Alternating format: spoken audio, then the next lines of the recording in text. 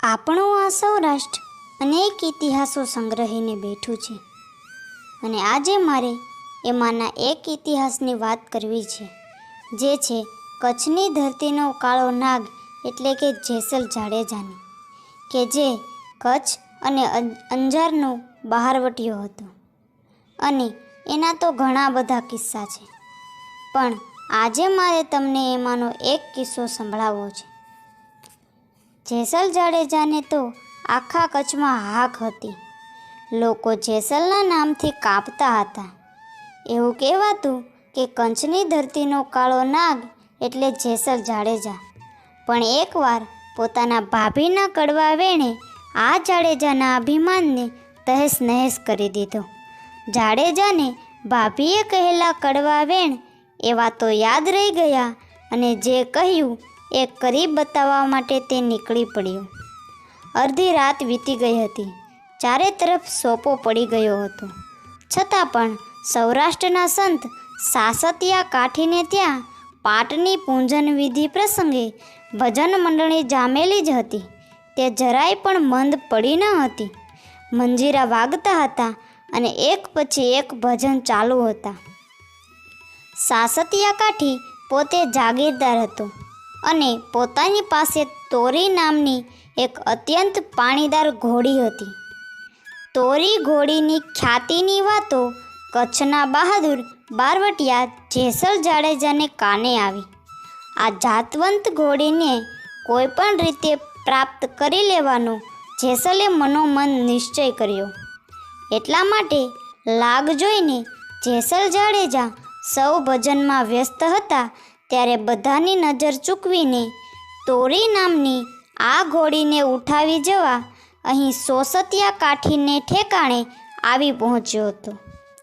આવતા વેત જ જેસલ કાઠીરાજની ઘોડારામમાં પેસી ગયું. પાણીદાર તોરી ઘોડી જેસલને જોતાં જ ચમકી અને ઉછળતી કૂદતી લોખંડનો ખીલો જમીનમાંથી ઉખાડીને બહાર નીકળી ગયો. ઘોડીને ભડકેલી જોઈને તેના રેખેવાળે ઘોડીને પકડી પટાવી અને પંપાળી તેને ફરી બાંધી દેવાની કોશિશ કરી. ઘોડીના રખેવાળને ઘોડી સાથે જોઈને ઘોડી લૂંટવા આવેલો જેસલ જાડેજા ઘાસના ઢગલા નીચે છુપાઈ ગયો.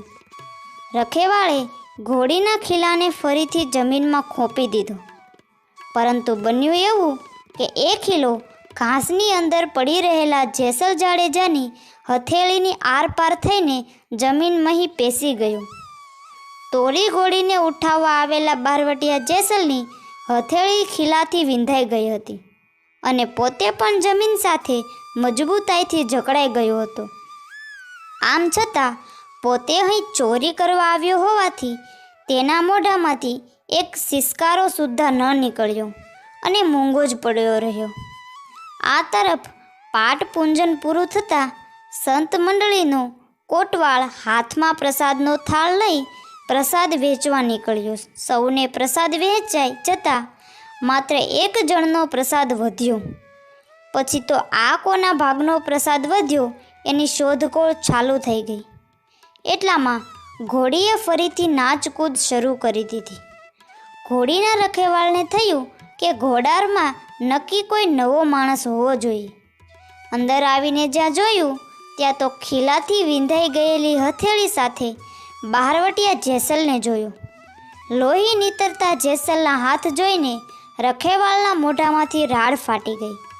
જેસલ ખીલો હાથમાંથી કાઢવાનો મરણીયો પ્રયત્ન કરતો હતો. એ જોઈને ઘોડીના રખેવાળે જેસલને મદદ કરી. ખીલો કાઢી આપ્યો અને તેને કાઠીરાજ પાસે લઈ ગયો.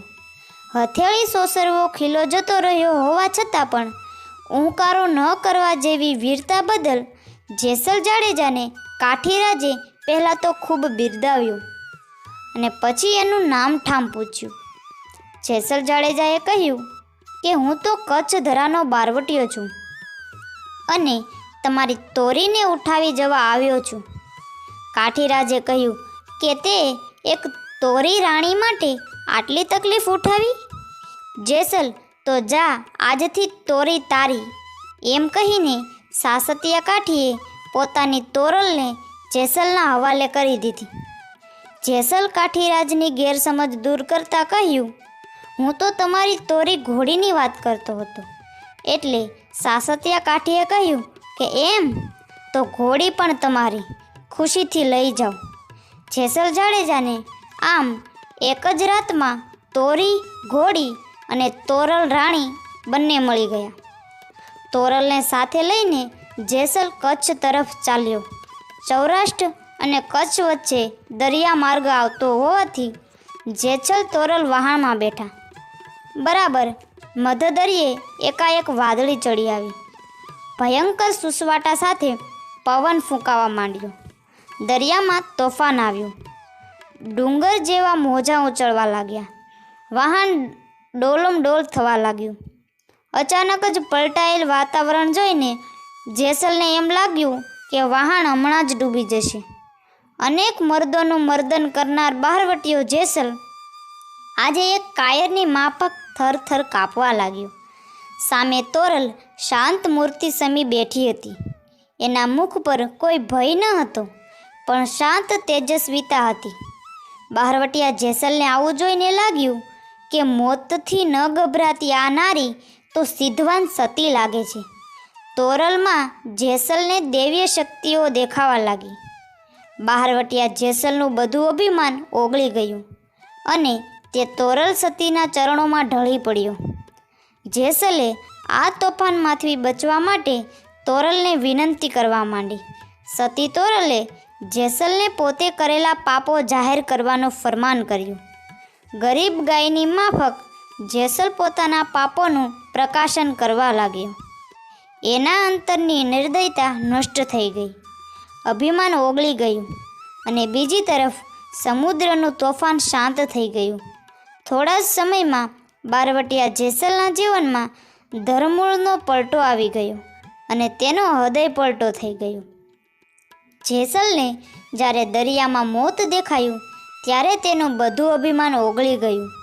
મોતના ડરથી જેસલ પારેવાની માફક ફફડાવા લાગ્યો. પોતાની શૂરવીરતા પણ નાની લાગવા માંડી. આ પછી તેણે જે વાતનો મર્મ સમજ્યો એ જેસલ તોરલની કથાનો નિચોડ છે, જે આપણે આપણી જિંદગી ઉગારવા માટે લઈ શકીએ છીએ. આજથી 500 વર્ષ પહેલાં કચ્છ કાઠિયાવાડમાં જેસલ જાડેજાની હાક વાગતી. જેસલ દેદા વંશનો ભયંકર બહારવટીયો હતો. કચ્છ અને અંજાર એટલે જેસલ જાડેજાનું નિવાસસ્થાન. અંજાર બહારના આંબલીઓના કિલ્લા જેવા ઝુંડ અને રક્ષણ કરતો હતો. જેસલ એટલે રાવ ચાંદાજીનો કુંવર અને એનું ગામ અંજાર તાલુકાનું કીંડાણું, જે જેસલને ગરાસમાં મળ્યું હતું. પણ ગરાસના હિસ્સામાં જેસલને વાંધો પડતા તે બહારવટે ચડ્યો હતો. જેસલ બહારવટીયો સતી તોરલના સંગાથથી આગળ જતા જેસલ પીરના નામે પ્રખ્યાત થયો. એ સમયે હાલનું અંજાર 7 જુદા જુદા વાસમાં વહેંચાયેલું હતું. 7 વાસ એ સમયે અજાડના વાસ તરીકે ઓળખાતા. અંજારમાં હાલ જે સોરઠિયા વાસને નામે ઓળખાતું ફળિયું આવેલું છે તે જૂના વખતનો એક મુખ્ય વાસ હતો. વિક્રમ સંવત 106માં કાઠી લોકોએ તેનું તોરણ બાંધ્યું હતું. આજે અંજારની બજારમાં જે મોહનરાયનું મંદિર છે ત્યાં એ વાંસનો ઝાપો હતો અને અંજારની બહાર ઉત્તર તરફ આવેલા આંબલીઓના ઝુંડ એ વખતે અતિ ભયંકર અને એવા ખીચોખીચ હતા કે તેની અંદર સૂર્યનારાયણના કિરણો પણ ભાગ્યે જ પ્રવેશી શકતા હતા. આ અતિશય ગીચ જંગલનું નામ કજલી વન હતું. જેસલ જાડેજા આ વનમાં વસતો હતો. ચારે તરફ એના નામની ધાક પડતી. મારફાડ અને લૂંટફાટ એ એનો ધંધો હતો અને એણે અપાર પાપો કર્યા હતા. પરંતુ ઉપરના દરિયાના બનાવ પછી જેસલ સુધરી ગયો હતો અને ભક્તિમાં સમય ગુજારવા લાગ્યો હતો. આ જૂના સમયમાં કચ્છમાં જેમ જેસલ અને તોરલ પવિત્ર વ્યક્તિ તરીકે જાણીતા હતા, એવી જ રીતે મેવાડ પંથક રાજસ્થાનમાં રાવળ માલદેવ અને રાણી રૂપાદેની ગણના થતી હતી. એકબીજાના દર્શન માટે આ બે જોડા તલપાપડ હતા. આથી જેસલ જાડેજાએ રાવળ માલદેવને અને રાણી રૂપાદેને કચ્છ આવવાનું નિમંત્રણ આપ્યું. રાવળ અને રાણી એ બંને અંજાર આવવા નીકળી ગયા હતા, પરંતુ તેઓ અંજાર પહોંચે તેના આગલા જ દિવસે જેસલે સમાધિ લઈ લીધી હતી. રાવળ માલદેવ અને રૂપારાણીને આંગણે આવેલા જોઈને જેસલને જગાડવા સતી તોરલે એક તારો હાથમાં લીધો અને લોકકથા એવું કહે છે કે એ પછી જેસલ 3 દિવસની સમાધિમાંથી જાગ્યા અને સૌને મળ્યા હતા. લગ્ન મંડપ રચાયો હતો અને તોરણો પણ બંધાયા. જેસલ તોરલ બની મૃત્યુને માંડવે ચોરીના 4 ફેરા ફર્યા.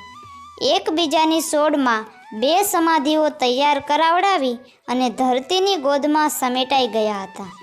કચ્છમાં એવું કહેવાય છે કે આ જેસલ અને તોરલ બંનેની સમાધિઓ દરેક વર્ષે જરા જરા હટતી એકબીજાને નજીક આવી રહી છે અને કહેવાય છે, જેસલ હટે જવો ભાર અને તોરલ હટે તલભાર. એવી લોકવાયકા મુજબ આ સમાધિઓ એકબીજાને અટકી જશે ત્યારે કોઈ મોટો પ્રલય જેવો બનાવ બનશે. આવી જ નવી ઇતિહાસોની ઘટના સાંભળવા માટે અમારી ચેનલને લાઈક કરો અને સબસ્ક્રાઈબ કરો.